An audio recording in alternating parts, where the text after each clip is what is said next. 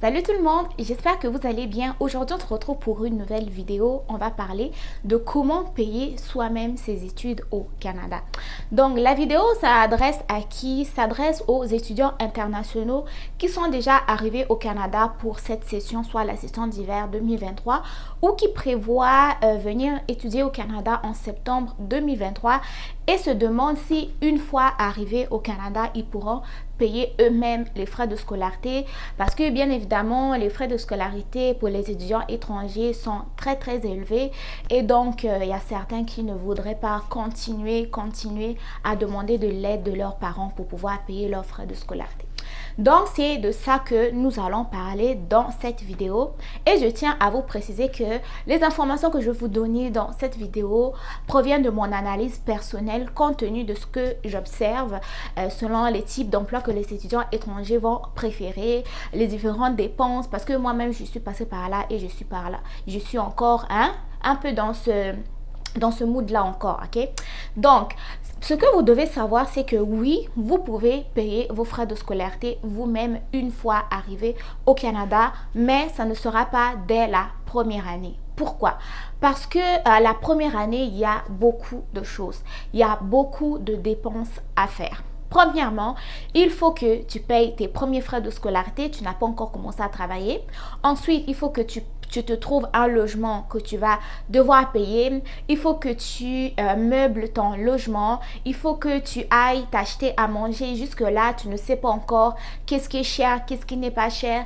Il faut que tu te trouves bien évidemment aussi une couverture d'assurance maladie, parce que pour certains pays, oui, ils ont des ententes avec le Canada, le Québec, pour faciliter l'accès à l'assurance maladie de leurs étudiants, mais pour certains pays d'Afrique, il n'y en a pas malheureusement d'entente. Donc ça va être à toi de pouvoir chercher une assurance maladie privée, ok? Donc ça va être beaucoup de dépenses pour toi dès la première année, sans oublier le prix de matériel scolaire, ok? Parce que quand tu vas arriver, tu ne sais pas encore où aller chercher des articles moins chers, tu ne sais pas où aller chercher des articles déjà utilisés mais encore en bon état, ok?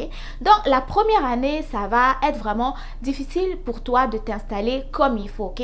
Tu vas encore être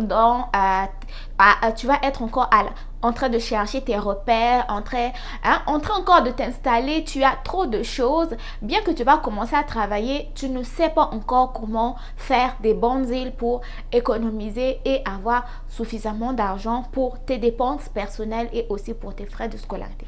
Maintenant, une fois que la première année est terminée, tu as étudié pendant l'automne, l'hiver et tout, tu as fait la connaissance d'autres étudiants. Là maintenant, tes yeux vont s'ouvrir, tu vas commencer à chercher les bons deals. Mais les bons deals vont commencer par quoi? Par la recherche d'un bon travail étudiant convenable.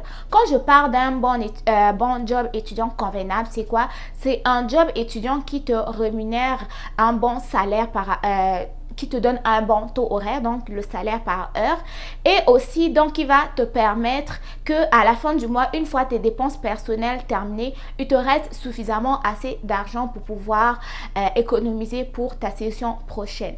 Mais ce que tu dois savoir, c'est que pour un salaire moyen d'un étudiant, selon le site talent.com, il est comme évalué à 35 727 $ de l'heure.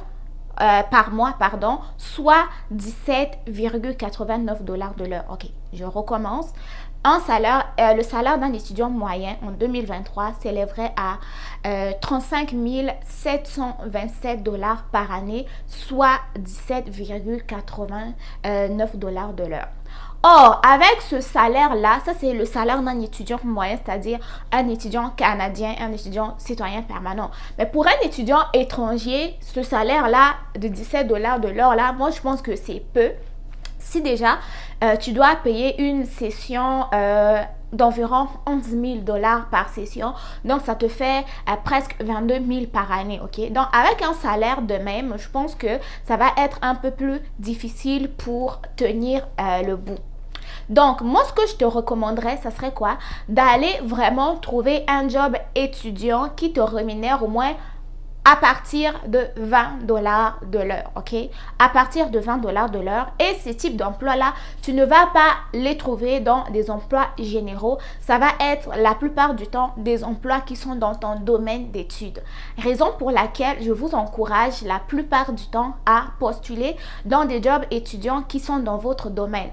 Par exemple, si tu es un étudiant universitaire en pharmacie, sache que il y a déjà des jobs étudiants, des jobs pour étudiants en pharmacie qui payent plus de 25 dollars de l'heure, ok? Non, 21 dollars de l'heure, ok?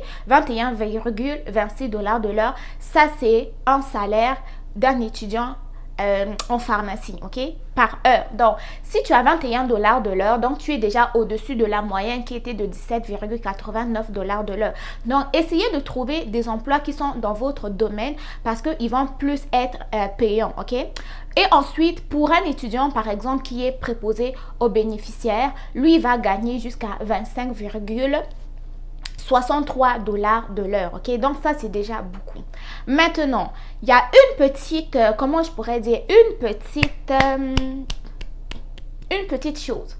Si toi, tu étudies par exemple en comptabilité, en administration et que tu ne trouves pas un emploi qui est dans ton domaine, un emploi qui est généraux, que ce soit, je sais pas, dans une banque, dans un institut privé et tout, va dans le domaine, va postuler dans un hôpital, va postuler dans un emploi qui est plus au public. Parce que l'autre avantage que le fait de travailler au public va te donner, ça va être certains avantages sociaux qui vont te donner par rapport au secteur privé. Il y a des secteurs privés qui vont te donner ce genre d'avantages-là, mais il y a d'autres qui ne vont pas pouvoir te donner ce genre d'avantages. Donc, essayez d'aller au moins au niveau des hôpitaux publics ou des établissements publics parce que eux, ils sont en constamment recherche de travailleurs et là-bas, le salaire ne peut pas commencer à 17 dollars de l'heure, ça commence déjà à partir de 20 et plus. Donc, plus tu as un bon taux horaire, plus tu vas avoir un gros salaire à la fin de l'année, ce qui va pouvoir t'aider à t'occuper de tes dépenses personnelles et à pouvoir économiser pour payer ta prochaine session.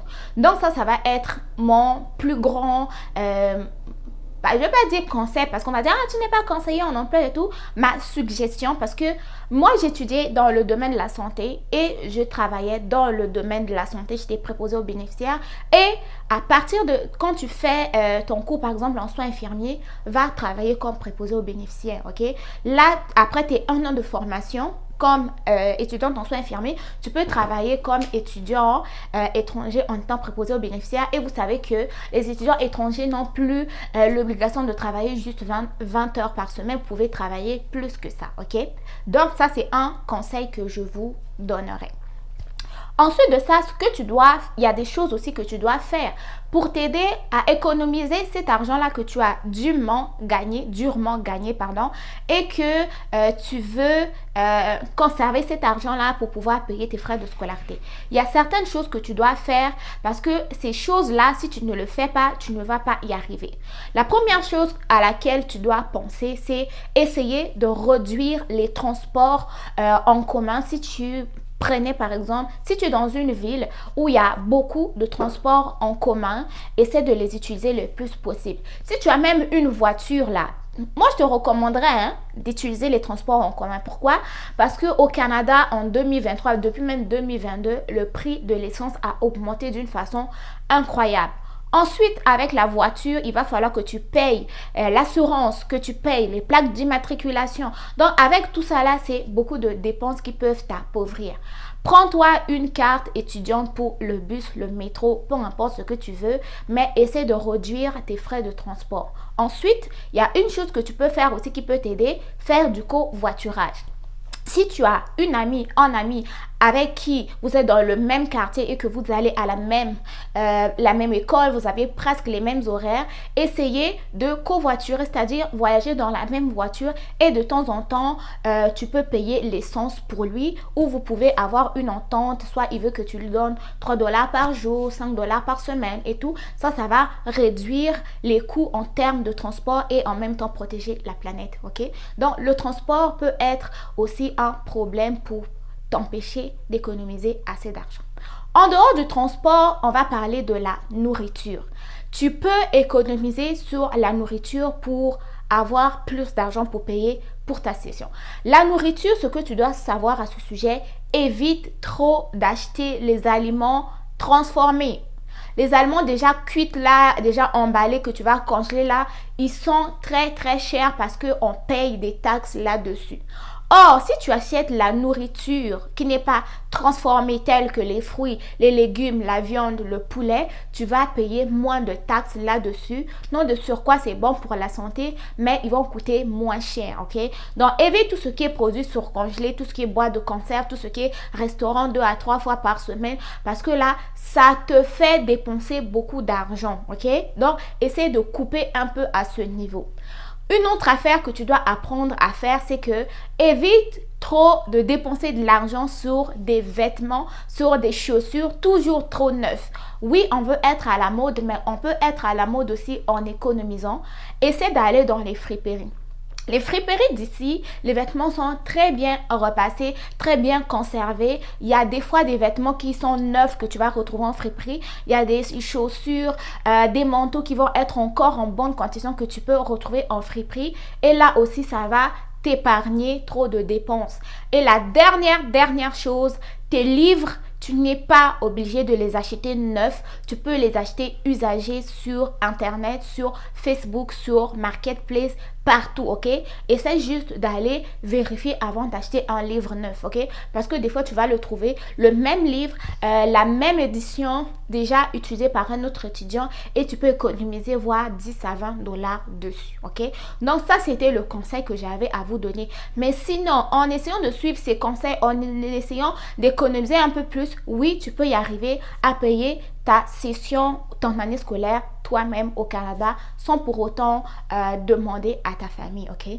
J'espère que ma vidéo vous aura quand même aidé, vous a appris quelque chose. Je voulais pas trop parler, mais il fallait que je vous partage cette information, mon expérience, parce que les études coûtent extrêmement cher au Canada et on n'est pas obligé de s'appauvrir pour pouvoir terminer notre projet d'études, ok? Donc, sur ce, les gars, prenez soin de vous. Bon succès dans vos différentes démarches. On se retrouve très bientôt pour une nouvelle vidéo. Bye bye.